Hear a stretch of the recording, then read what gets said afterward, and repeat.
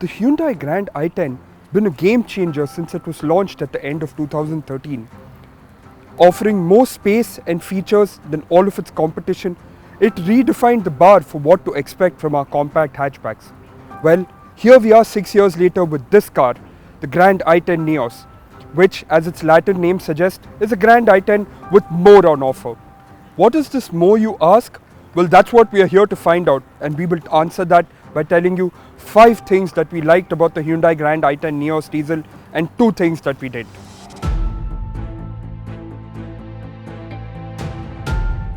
The Hyundai Grand i10 Nios Diesel might look like its lower price sibling the Santro thanks to the family design philosophy, but it's got enough fancy bits all around to make sure it stands out in a crowd or even among the competition. In this top of the line model that we are driving today, you get diamond cut 15-inch alloy wheels, boomerang shaped LED DRL inserts in the grille, projector headlamps and fog lamps, blacked out pillars for the floating roof effect, and just for some extra pizzazz, a Fox scuff plate at the rear. There's a very European premium hatchback feel to the whole design of the Grand i10 Nios. And that's not a bad thing at all, as it does grab quite a few eyeballs.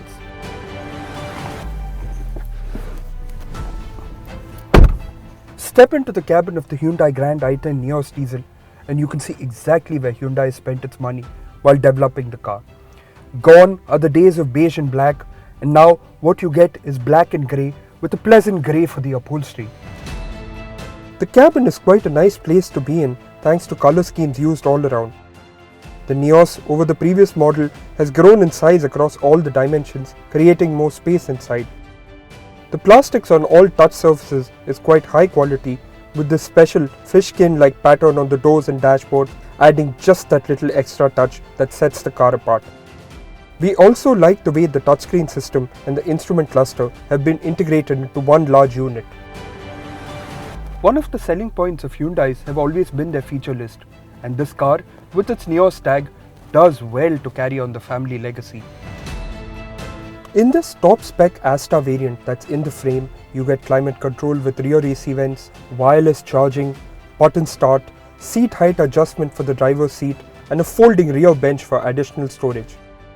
The highlight of the cabin, of course, is the 8-inch touchscreen system with Apple CarPlay, Android Auto, as well as Archimedes sound system developed for use in Hyundai cars.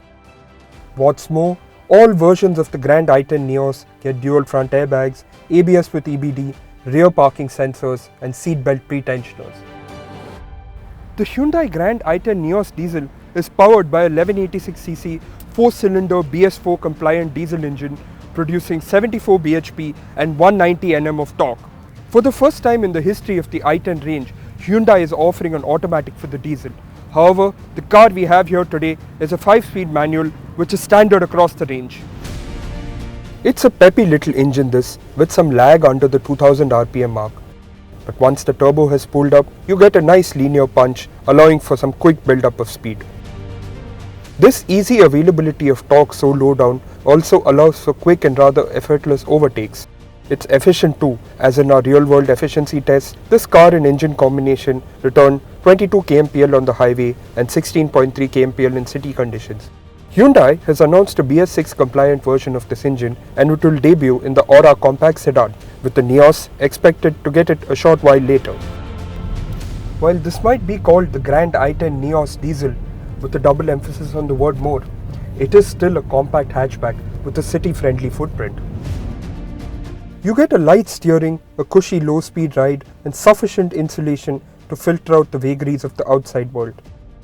The light steering is especially a boon as it allows you to parallel park and make quick U-turns when necessary. Because of the large amount of torque available so low down, you only need to switch to first gear if you are moving from standstill. An overemphasis on being city friendly has made the Hyundai Grand i10 Nios Diesel not so friendly on the highway. Now don't get me wrong, you can do 3-digit speeds without much effort, but it's not the most able kilometer buncher on offer.